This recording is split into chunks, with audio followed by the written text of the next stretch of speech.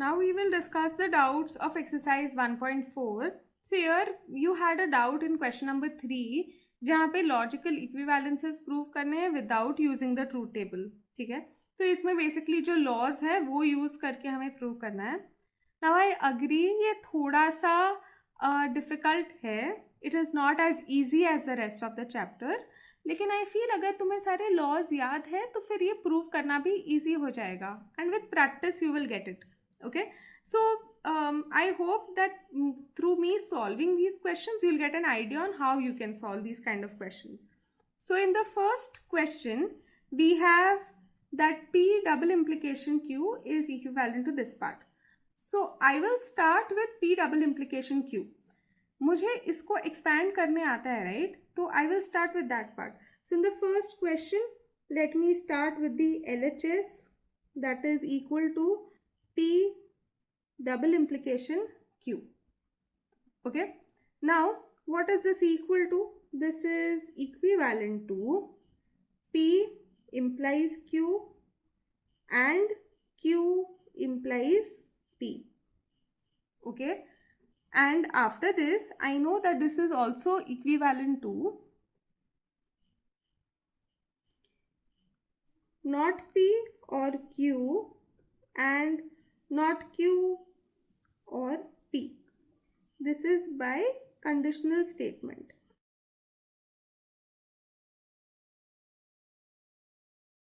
Okay, now after this what I do is, if you look at the RHS, यहाँ पे मुझे P and Q साथ में चाहिए, not P and not Q साथ में चाहिए. If you see यहाँ पे सब मिक्स में है, तो मैं क्या करूँगी, मैं पूरे पे डिस्ट्रीब्यूटिव लॉ लगाऊंगी, तो उसके through I will get what I want. तो पहले I will do one more step, intermediate step, and then we will use distributive law. तो पहले I will do not P और क्यू एंड नॉट क्यू होगा. ठीक है, ये वाला आया, ये पूरे ब्रैकेट के बाद वी विल हैव और नॉट पी और क्यू एंड पी. ठीक है, I have opened up this bracket और हर एक को लगाया यहाँ पे. This is by distributive law. Okay, अब वापस लगाएंगे इसमें डिस्ट्रीब्यूटिव लॉ, तो हमें मिलता है that not P and not Q. ठीक है, और बीच वाला साइन बाहर आ जाता है, क्यू एंड नॉट क्यू. ठीक है, यहाँ बीच में ऑलरेडी और है, नॉट पी एंड पी और Q and P. This is again bye distributive law. Okay, now after this if you observe Q and not Q, ये क्या होता है, this is false by complement law, और यहाँ पे ये भी false है by complement law, तो ये दोनों false हो जाएंगे. So we get that not P and not Q or false or Q and P. This is by complement law. Okay, now after this ये false है, anything and false क्या होता है, it is that thing only, right? So that is by identity law that now we can get rid of this false and we have that not P and not Q or Q and P. This is by identity law. Okay, अब इसके बाद we have got our answer. ठीक है, हमें सिर्फ commutative law लगा के इसको थोड़ा रीअरेंज करना है. तो I will just right P and Q. तो पहले अंदर कम्यूटेटिव लॉ लगाया, प्लस इसको आगे भी लिया, वो भी कम्यूटेटिव लॉ है, बट एक बार में ही लिख सकते हैं. ठीक है, this is bye commutative law. So ये वाला C was what? Complement law. There are so many laws starting with C, so let me write this down. Okay, this DL is distributive law. ठीक है, so that is how we get our final answer. This is equal to the RHS and hence we have proved this. See, you have to know कि हम किसको reduce कर सकते हैं, और फिर usually ना distributive law ही use होता है most जगहों पे. ठीक है, तो उसको हमेशा देखना है. अब second question करते हैं. सेकेंड क्वेश्चन में I will start with the LHS, क्योंकि उससे ही कुछ सिंप्लीफाई होगा. If I start with the RHS तो उस पर तो सिर्फ P है, So what is there to work over there, right? So I will start with the LHS. So LHS is equal to P or Q and P or not Q. Okay, we want to show that this is equal to P. Okay, so first यहाँ पे again I will have to use distributive law only, और कुछ नहीं कर सकते ना. तो this is equivalent to, I can say P and P or not Q. ठीक है, अब मैं इस तरीके से डिस्ट्रीब्यूट कर रही हूँ, ये बीच वाला साइन बाहर आ जाता है, और Q and P or not Q. This is by distributive law. Now again मुझे हर एक ब्रैकेट में डिस्ट्रीब्यूटिव लॉ वापस अप्लाई करना है, तो I get P and P और P and not Q or Q and P or Q and not Q. ठीक है. Now after this I know that this is also by distributive law. Okay, now Q and not Q is equal to false by complement law. Okay, and I know that P and P is equal to P by idempotent law. So first let me use complement law. I get P and P or P and not Q or Q and P or false. This is by complement law. Okay, and then anything with false just becomes that thing only, so we can remove this false. So this becomes P and P or P and not Q or Q and P. This is by identity law. Okay, now ये P and P is going to become just P by idempotent law.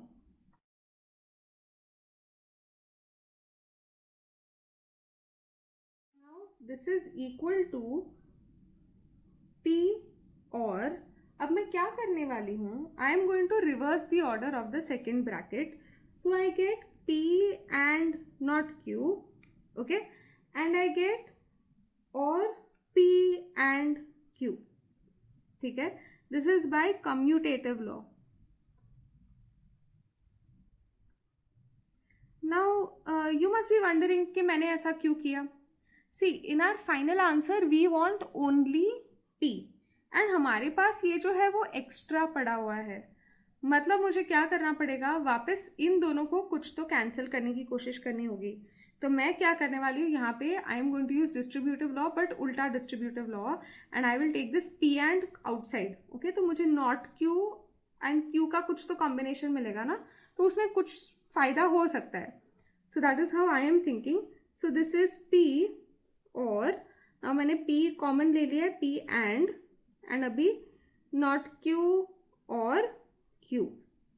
ठीक है, so I have got this is by distributive law. Now after this, not Q or Q is equal to true. बराबर, तो ये तो true होता है जब भी और होता है, and P and true क्या होगा, that will be just P, but I will have to write this in 2 steps. तो P और यहाँ पे P and true is because of complement law, and then P and true is equal to just P because of identity law.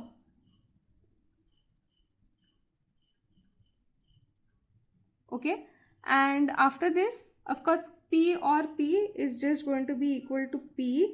This is because of idempotent law की 2 बार लिखने से better एक ही बार लिख सकते हैं. Okay, so with that we have proved that the LHS is equal to the RHS. Okay, now let's go to the next question. Now in the third question we will start with the LHS और फिर उसमें हमें distributive law लगा के हमें उसको simplify करना होगा. Okay, so I am going to start by the LHS. So we have that P and Q or not P and Q or P and not Q. ठीक है, अब पहले तो क्या करेंगे, ये एंड क्यू दिख रहा है यहाँ पे, उसको हम बाहर निकालते हैं. डिस्ट्रीब्यूटिव लॉ का उल्टा यूज़ करेंगे यहाँ पे. देखो यहाँ पे हमें छोटा बनाना है. ठीक है, तो इसको बाहर निकालेंगे तो हमें क्या मिलेगा, वी विल गेट P और नॉट P एंड Q. ठीक है, और we get P and not Q. Okay, now P और नॉट P क्या होता है, it is always true. So this is true and Q और P एंड नॉट Q. ठीक है, ये मैंने लॉ नहीं लिखा यहाँ पे, this is by distributive law and here this one is by complement law. Now after this ये true and Q क्या होगा, it will just be Q. So this is Q or P and not Q. This is by identity law. बराबर. और अब देखो हमें P और Q चाहिए. हमें क्या करना पड़ेगा, यहाँ पे हम डिस्ट्रीब्यूटिव लॉ लगाएंगे तो ये Q और नॉट Q एक साथ आएंगे तो फिर उनका कैंसिल होने का चांस है. So I am going to use distributive law. So I get Q और P एंड Q और not Q. This is by distributive law. Now after this I get that Q or not Q is just equal to true by complement law.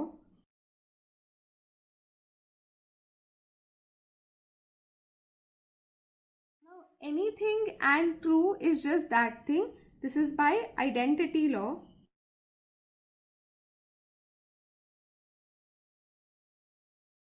अब final answer लाने के लिए हमें बस इसको flip करना है. उसके लिए हम यूज करेंगे commutative law. So this is P or Q by commutative law. Now in the fourth question I will start with the LHS. Okay, so we are given that not of P or not Q implies P and not Q. ये यहाँ पे हमारे पास LHS है. ठीक है, तो पहले तो I try to get rid of this implication sign. क्यों, क्योंकि RHS में कोई इम्प्लीकेशन है ही नहीं. तो इसका रूल क्या था, P इम्प्लाइज Q होता है, नॉट P और Q. सो वही मैं लगाती हूँ अंदर. तो ये हो जाएगा नॉट ऑफ पहला वाला जो भी है और the second one which is P and not Q. Okay, this is bye conditional law. Now if I want to distribute this not inside, I will use De Morgan's law and पहला bracket तो ऐसे ही रह जाता है, बीच में and हो जाता है और का, और यहाँ पे नॉट लगता है. ओके, अब मैं वापस De Morgan's law इस ब्रैकेट के अंदर भी यूज करूंगी. So I gate